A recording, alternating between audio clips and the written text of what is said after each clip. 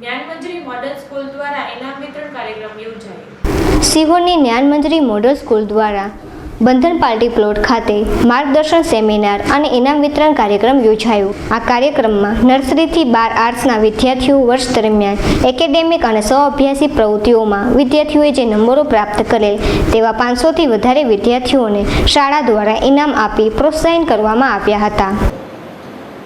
આજથી 2-2,000 વર્ષ પછી બીજા બધાનો વારો, પણ એવું કહ્યું છે કે માતા અને પિતા જો એ બાળકને ભણાવવા માટે સમર્પિત ન હોય તો સૌથી પહેલા શત્રુ અને વેરી માતા અને પિતા જ છે. હવે સવાલ એ થાય કે દરેક માતા પિતા ઈચ્છતા તો હોય કે આપણે આપણા બાળકને ભણાવીએ. હવે અમે એવું સમજીએ છીએ કે ઘણી વખત બાળક તોફાની થઈ જાય, વ્યસન બાજુ વળી જાય, ક્રાઇમ બાજુ વળી જાય, નિષ્ફળતાને વળીને ડિપ્રેશનમાં જતું રહે. એમાં લાર્જલી પરિવારનો ફાળો હોય છે. અને એ ગુરુકુળનું નિર્માણ કરવું એનો મતલબ શું? કે બાળક રમતા રમતા પોતાના ભવિષ્ય નિર્માણ તરફ, અભ્યાસ પ્રાપ્તિ તરફ પ્રેરિત થાય, એ તરફ વળે, એને વાંચવું ગમે, એને લખવું ગમે, એને શીખવું ગમે, એને વિકસવું ગમે, એને સારા નાગરિક બનવું ગમે, એવો આડકતરી રીતે માહોલ ક્રિએટ કરે. ડાઇનિંગ ટેબલ ઉપર બેસાડી દૈનિકોને તેને બોધપાઠ આપવાથી બાળકને ઉતરતું નથી. એવું કહેવાય છે કે children learn from mirror effect. Mirror ઇફેક્ટનો મતલબ એ થાય કે જોઈ શીખે છે, એને જે દેખાય એ શીખે છે.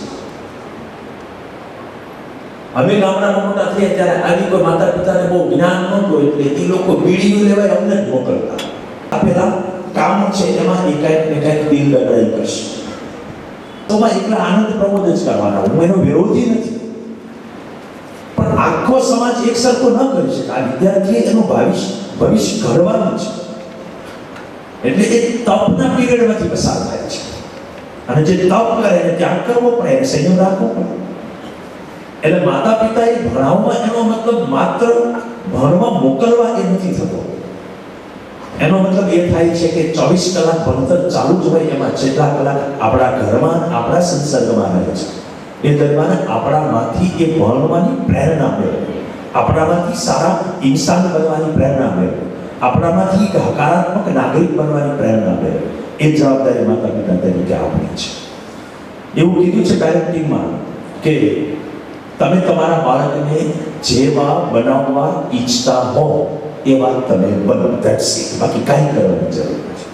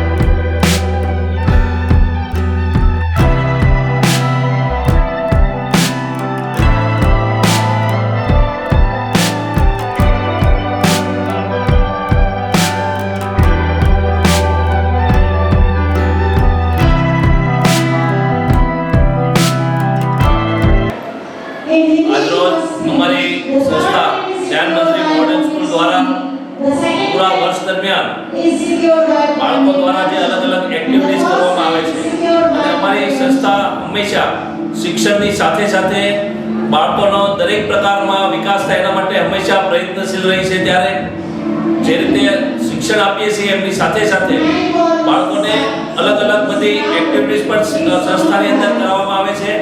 પૂરા વર્ષ દરમિયાન કોઈ ધાર્મિક તહેવારો આવતા હોય તેમજ સ્પોર્ટ્સની અલગ અલગ એક્ટિવિટીઝ તેમજ ગવર્મેન્ટને લગતી અલગ અલગ દરેક એક્ઝામો લેવામાં આવે છે.